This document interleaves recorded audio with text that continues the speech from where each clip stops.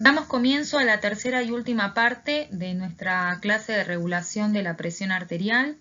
Hemos visto anteriormente las diferentes variables fisiológicas que determinan la presión arterial. Hemos visto cómo se regula cada una de ellas y ahora en esta última parte de la clase vamos a trabajar todas las variables juntas con la intención de ver en situaciones extremas, tanto en hipertensión como en hipotensión, cómo se ponen en marcha los diferentes mecanismos de regulación cuando, les decía, la presión arterial se eleva o disminuye excesivamente.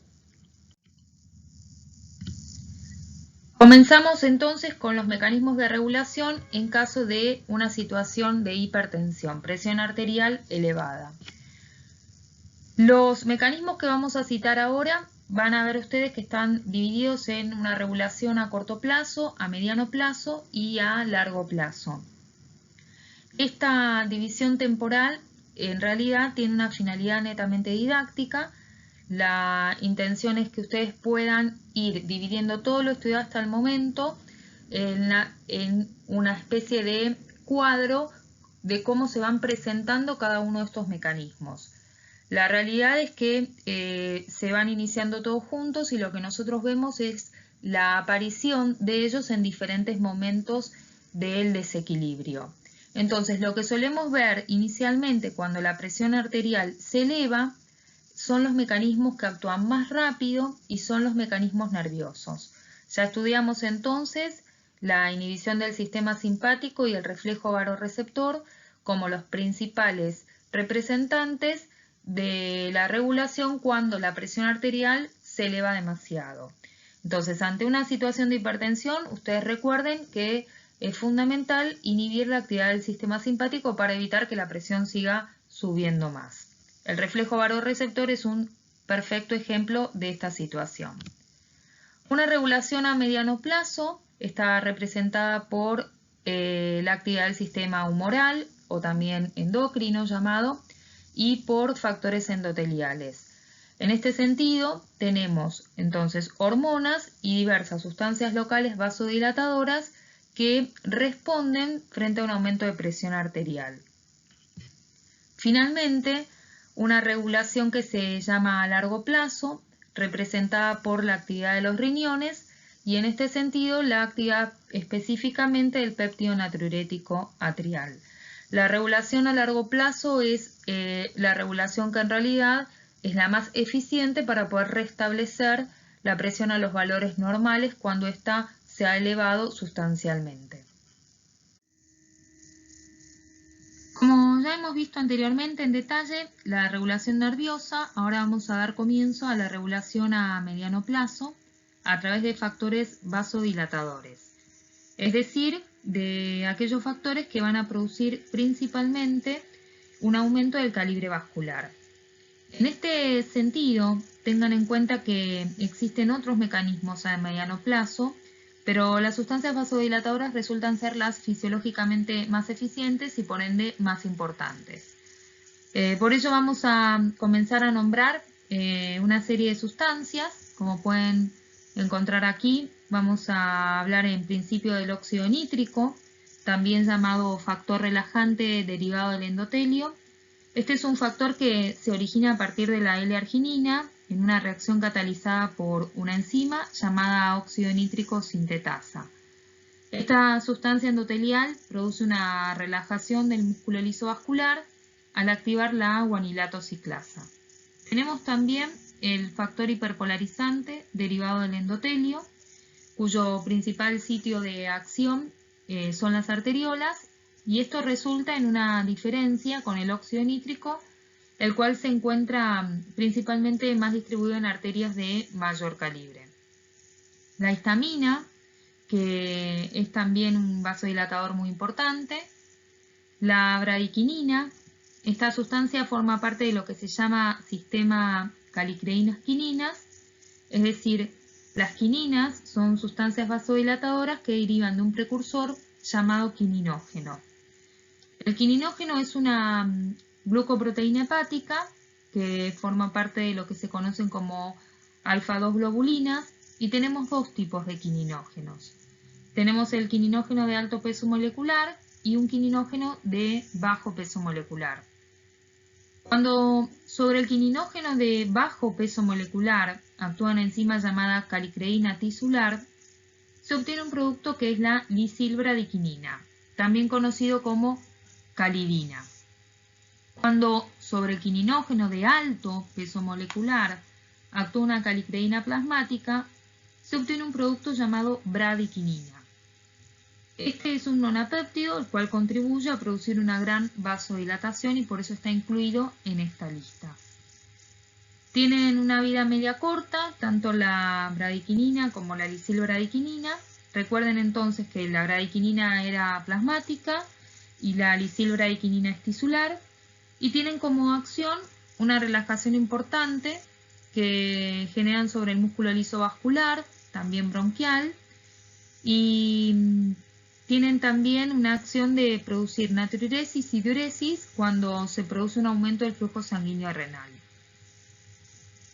Tenemos prostaglandinas, entre ellas la prostaglandina I2 o también llamada prostaciclina, que es un vasodilatador.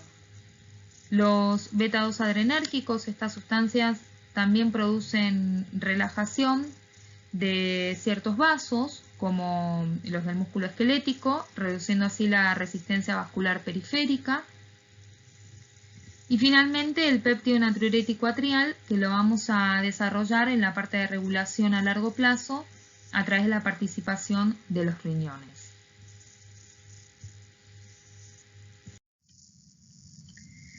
Entonces, como les decía, la participación del riñón en la regulación de la hipertensión está principalmente representada por el rol del péptido natriurético atrial.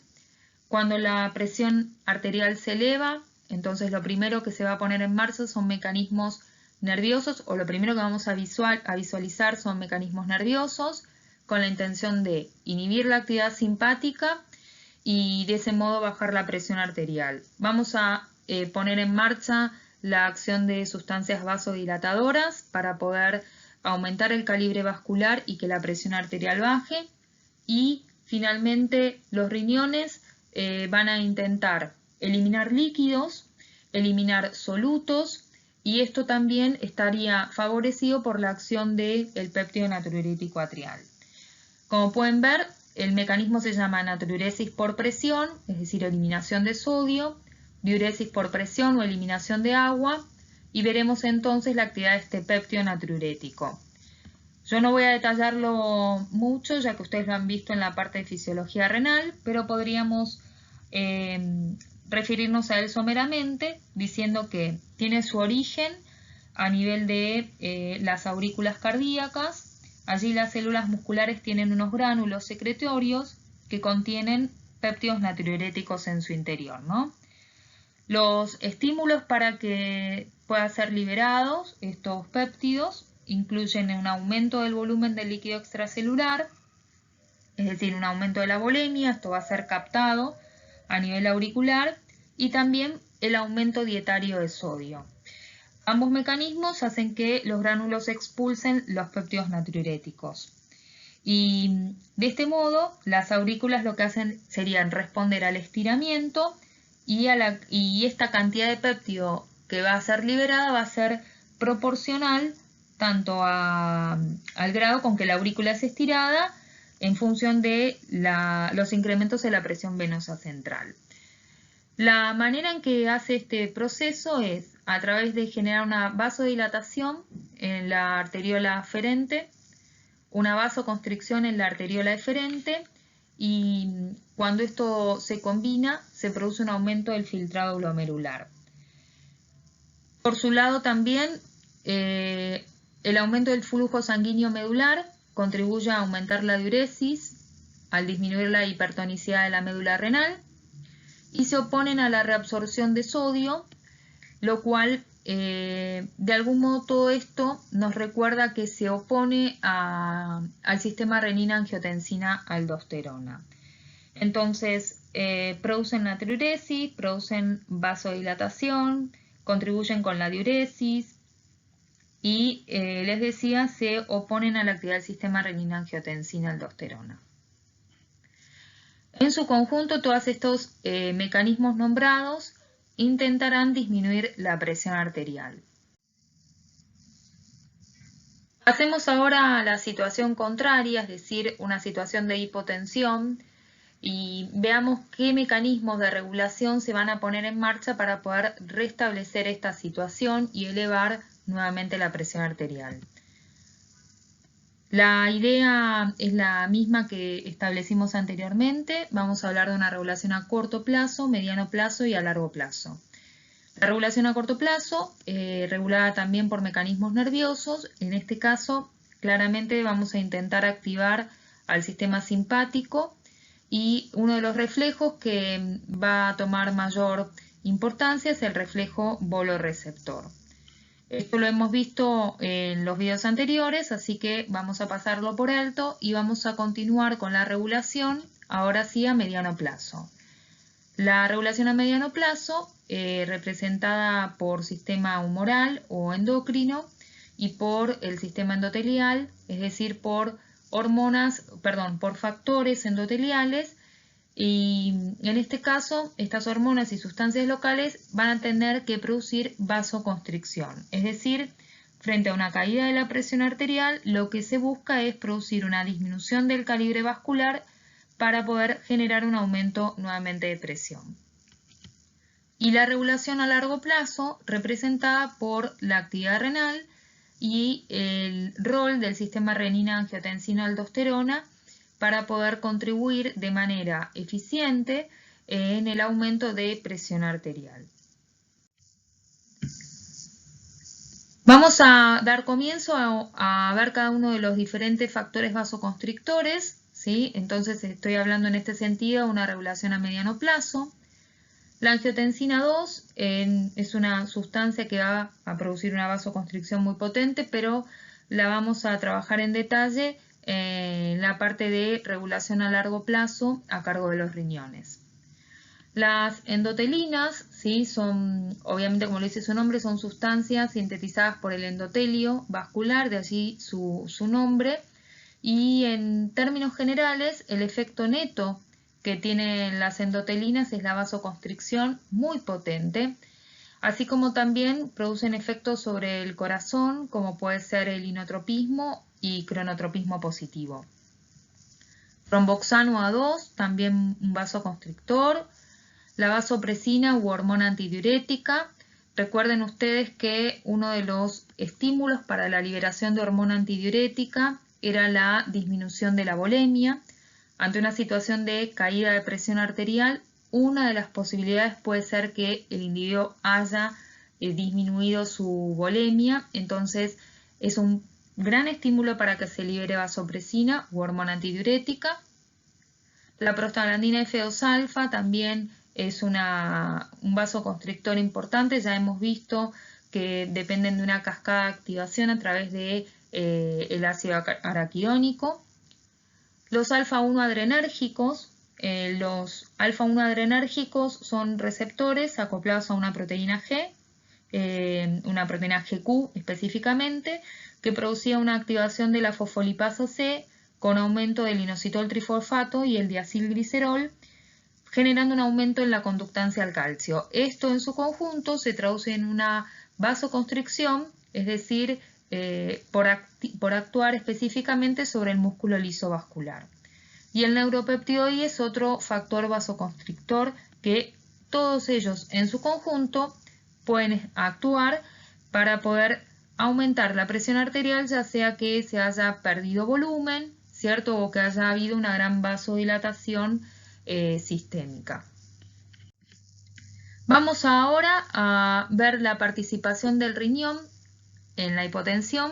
Ustedes han visto en las clases de fisiología renal la actividad del sistema renina-angiotensina-aldosterona, por lo cual ahora vamos a hacer un breve repaso del mismo. Recordemos que la participación de la aldosterona en este sistema es la que justifica su inclusión en la regulación a largo plazo por el riñón. Y este sistema se inicia con la actividad de la renina, ¿cierto? cierto? La renina es una enzima que tiene como principales estímulos para su liberación tanto la actividad simpática como la caída de la presión arterial. Esta enzima es sintetizada, como pueden ver aquí, en las células yuxtaglomerulares que están ubicadas a nivel de la mácula densa, y una vez liberada, la renina cataliza una reacción de activación del angiotensinógeno a angiotensina 1. El angiotensinógeno era un precursor hepático que, cuando actuaba esta renina, nos daba lugar a una sustancia que era la angiotensina 1. Esta angiotensina 1 iba a viajar en sangre para que, una vez que llegase a nivel pulmonar, pueda ser tomada por una enzima de conversión, dando lugar al angiotensinógeno 2, la angiotensina 2, perdón, que es un potente vasoconstrictor. La angiotensina 2, ¿sí?, permitirá producir una disminución del calibre vascular. De esta manera contribuye claramente a aumentar la presión arterial. A su vez también estimula la zona glomerular de la corteza adrenal, como podemos ver aquí, ¿sí? Y de esa manera da lugar a la liberación de aldosterona. Este es el último componente del sistema, el cual va a actuar nuevamente a nivel renal, favoreciendo la reabsorción de sodio, y con el sodio también reabsorbe agua y excreta también potasio y protones. Otro de los efectos observados es que se produce un aumento de la ingesta de agua, es decir, la sensación de sed. Esto es lo que se llama efecto dipsógeno, y todas estas acciones enunciadas tienen como objetivo mantener el volumen de sangre en caso que el individuo haya cursado, por ejemplo, con una hemorragia, y que por eso haya sido la caída de presión arterial que nosotros podríamos estar registrando. Los riñones son los que participan de esta manera, regulando más eficientemente la presión arterial y tratando de restablecerla hacia los valores normales. Como un resumen de los efectos de la angiotensina 2, podemos ver entonces su efecto vasopresor, un efecto inotrópico positivo a nivel del miocardio, que estimula la síntesis y liberación de aldosterona y estimula la reabsorción de sodio y secreción de ADH. Como para ir finalizando, voy a dar lugar a un video.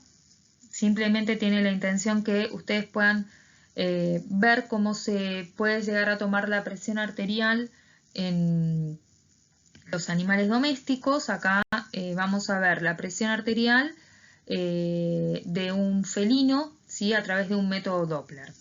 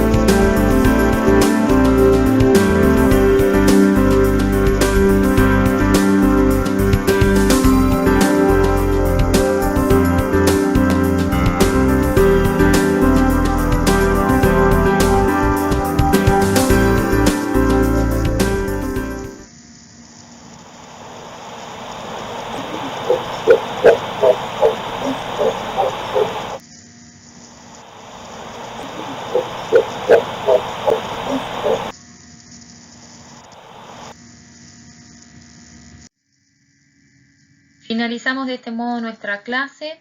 Les dejo aquí la bibliografía y también les dejo el link respecto de la animación que les presenté sobre la medición de presión arterial en un felino a través del método Doppler. Les agradezco su atención, espero que les haya sido de utilidad esta clase y a modo de reflexión, aquí puedo presentarles la diferencia entre una arteria normal, como se puede llegar a visualizar, y una arteria en la cual la presión arterial se encuentra elevada de manera crónica y cómo sus paredes pueden verse afectadas.